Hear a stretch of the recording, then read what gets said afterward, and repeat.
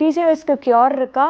No, there is no cure for PCOS technically. இப்போ இந்த medicine எடுத்தால் கண்டிப்பாக பிசிஓஎஸ் சரியாக போயிடும் அப்படிங்கிறது கிடையாது.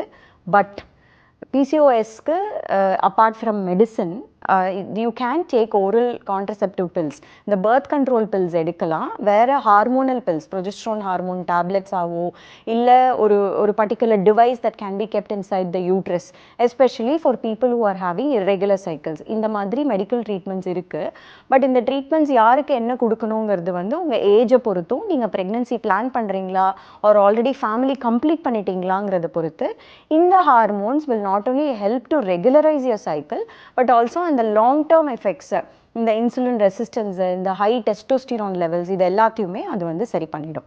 அண்ட் இது இல்லாமல் என்ன பண்ணணும் அப்படின்னா eating healthy and exercise, routine exercise, இது ரெண்டும் ரொம்ப இம்பார்ட்டண்ட்.